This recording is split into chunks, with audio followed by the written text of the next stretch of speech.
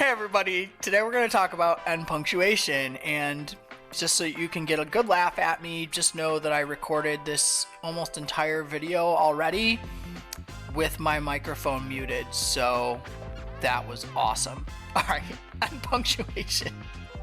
In this lesson, you're going to be able to use correct end punctuation through taking notes on the video, practice work, and a mastery check. Very similar to capitalization, end punctuation is critical when you are writing. It is critical to being a professional. You need to use correct end punctuation.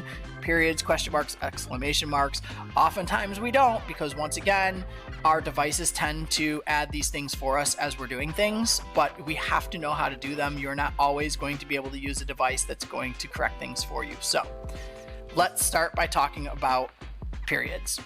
A period is rule 1. You use it to end a declarative sentence, a mild imperative, or an indirect question. So declarative sentence is just a statement of fact and opinion. Fact: some hikes can last for weeks. Opinion: hiking is the most exciting sport. A mild imperative is a very mildly worded command. Like, I'm giving you a command, but it's not a demand, right? Like, it's just something that you need to do to move on. Change your shoes quickly. Take notes when you watch the video. Imperatives, mild imperatives.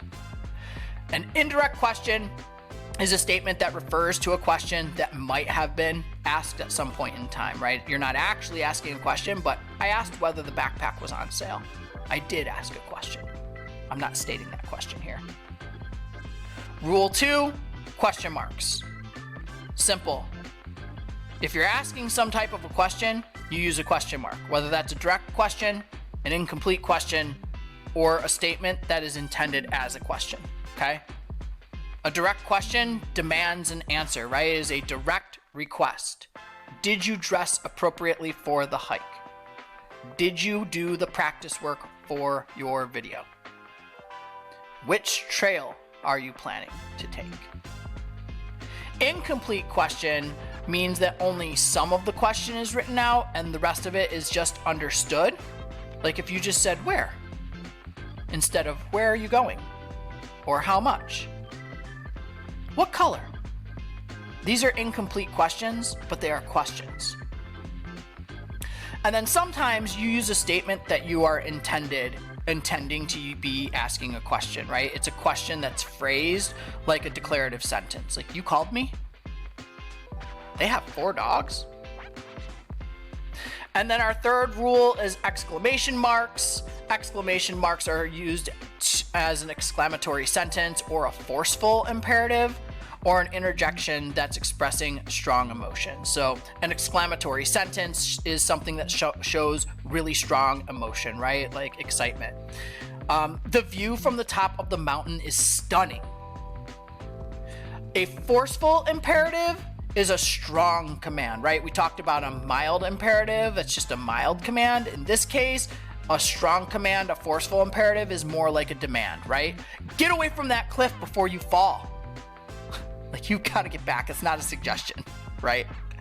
Don't touch that plant. And then strong interjection is 1 or 2 words delivered emphatically with emotion. And this usually happens in some sort of conversation, like in dialogue when you're reading a novel or a story, right? Goodness, that thunder was loud. No way! He could have made it there that fast. And that's it. Those are your 3 types of end punctuation. You have to have punctuation at the end of a sentence, okay? It's going to be one of these 3 things: periods, question marks, exclamation marks. And that's it. You got it? Keep moving on with the lesson. You're not sure? Rewatch it. Make sure you took your notes. Are you super lost on end punctuation?